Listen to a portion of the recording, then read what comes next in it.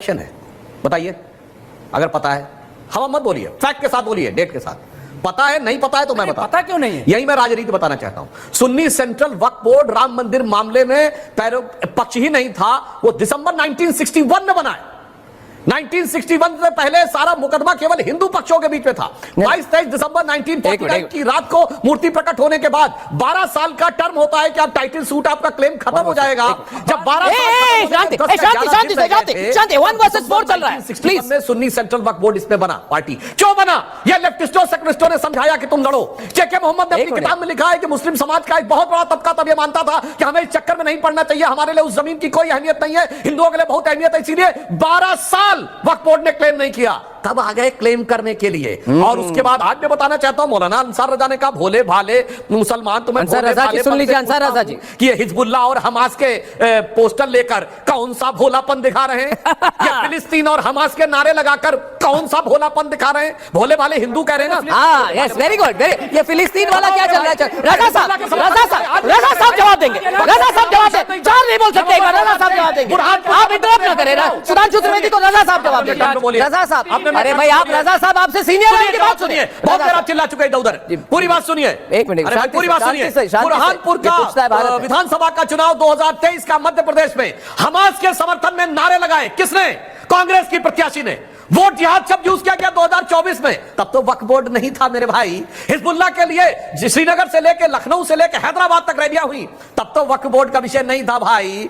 और जब फिलिस्तीन बोला गया पार्लियामेंट में, तब तो वक्फ बोर्ड का विषय नहीं था भाई। और मैं भोले भाले मुसलमान की तरफ से पूछता हूं, क्यों नहीं किसी मौलाना ने कभी बोला कि कश्मीर में हर जुमे की नमाज के दिन एक भीड़ निकलती थी पत्थरबाजी करती हुई? आपने क्यों नहीं कहा हमारे मुकद्दस मजहबी मुकाम का यूज किया जा रहा है मर्डर करने के लिए? इंस्पेक्टर अयूब पंडित का मर्डर हुआ, बताइए काउंसिल ने क्या बोला हो?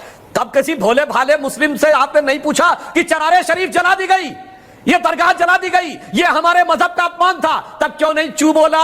अब किसी भोले भाले मुसलमान को क्यों नहीं बताया कि सबसे मुकद्दस मस्जिद मुसलमानों की हिंदुस्तान में है तो हजरत बल है, जहां मोहम्मद साहब का मुंह मुकद्दस रखा है, उस पर आतंकवादियों ने कब्जा कर लिया मेरे भाई। तब भी कोई नहीं बोला कि हमारे मुकद्दस मुकाम के साथ क्या हो रहा है। ये भोला समझ रखा है, क्या समझ रखा है? ये भोले भाले हिंदू की बात नहीं है, भोले भाले मुसलमानों के ऊपर खुद बोलिए, खुद सुनिए। नहीं रजा साहब कुछ तो बोले करने वालों का, देखिए, वरना मैंने आधा दर्जन उदाहरण गिनाए। एक मिनट, अभी मौका है रशीद शरीफ साहब का।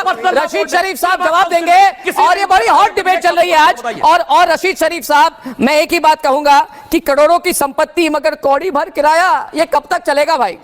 करोड़ों की संपत्ति, लाखों करोड़ों की संपत्ति मगर कौड़ी भर किराया, कहते किराया है ही नहीं, किराया है ही नहीं। सबसे चौंकाने वाली बात है कि वक्त की 5% प्रॉपर्टी लोगों ने बेच दी, फिर भी कुछ नहीं कहा। शरीफ साहब देखिए जी, शरीफ साहब आप बोलिए जी, बोलिए। अनाप जी जी सर, मैं सदाशिव जी से एक बात पूछना चाहता हूं कि ये वक्फ बिल है सो, ये वक्फ प्रॉपर्टीज है सो, ये मुसलमानों से ताल्लुक है इसका। मैं सदाशिव जी से पूछना चाहता हूं, क्या कर रहे हैं तुम? पूछता है भारत पंडितों को क्यों नहीं लाए कश्मीर से? पूछता है भारत तुमसे क्यों नहीं लाए 11 साल में कश्मीरी पंडितों को क्यों नहीं लाए? मुद्दे पर रहिए शरीफ साहब, मुद्दे पर रहिए, मुद्दे पर रहिए। हो गए तुम लोग, मुद्दे पर रहिए। नहीं, मैं ये बता रहा हूँ अर्नब जी, जब से ये बिल पास हुआ बीजेपी आरएसएस पूरे एक्टिव क्यों हो गए? क्यों मस्जिदों को घेराव कर रहे हैं, मस्जिदों के अतराफ कर रहे हैं, मदरसों को बंद कराने की चक्कर कर रहे हैं, कब्रिस्तानों में बुलडोजर चला रहे हैं लोग? क्यों खामोश बैठे हुए? अरे पूछता है भारत तुमसे, कब तक तुम मुसलमान करते रहोगे? कहां पे चला है रिजवी साहब? आप शरीफ साहब, पूछता है भारत, तथ्यों पे बात करें, तथ्यों पे बात करें। तथ्यों पर बुलडोजर चला रहे हैं आप, तथ्यों पर बुलडोजर चला रहे हैं। सच्चाई से बात करें। कैसी बात कर रहे हैं आप? मैं चैलेंज करता हूं रशीद साहब, मैं चैलेंज करता हूं रशीद शरीफ साब। एक मिनट रशीद शरीफ साहब, ये रशीद शरीफ साहब मेरी बात सुनिए, रशीद शरीफ साहब मेरे ही प्रोग्राम का, एक मिनट सुधांशु जी, कुछ नहीं है जी सुधांशु जी, पूछता है भारत आपका प्रोग्राम है। मैं पूछता हूँ हिंदू मुसलमान कब सुकून से रहेंगे देश में? मैं पूछता हूँ।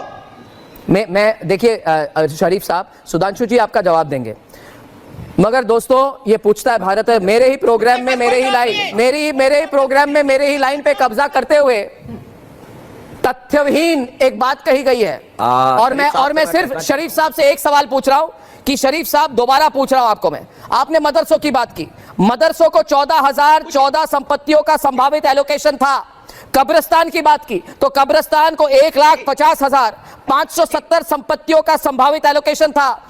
तो मुझे बताइए वक्फ में कितने मस्जिद, कितने मदरसे, कितने कब्रिस्तान और कितने स्कूल बनाए? एक का नाम ले लें। पूछता है भारत, नाम लीजिए, नाम बताइए। ये चैलेंज है मेरा, नाम बताइए। क्यों नहीं किया? किसने रोका? स्टेट गवर्नमेंट स्टेट गवर्नमेंट में ऐसा बहाना, बहाना, एयरपोर्ट, रेलवे स्टेशन, जितने भी जमीन है डिफेंस बहाना, पूरे खाए हुए लोग। बहाना, ये बहाना है। सुधांशु त्रिवेदी जवाब देंगे। ये बहाना है शरीफ साहब। सच्चाई तो मैं सामने ले आया हूं। शरीफ साहब बहुत जोश में बोल रहे थे, इन्होंने कहा मदरसे बंद करवा दिए। मैं भी चैलेंज करके कहता हूं, एक लीगली रजिस्टर्ड मदरसा बताइए जो बंद हुआ हो। एक लीगली रजिस्टर्ड मदरसा बताइए, चैलेंज करके पूछ रहा हूं। झूठ बोलते हैं सरासर। अरे इलीगल है तो बंद होगा भाई, इलीगल तो कोई स्कूल चलेगा तो बंद होगा, इलीगल गाड़ी होगी तो बंद होगा, इलीगल प्रॉपर्टी होगी तो बंद होगा।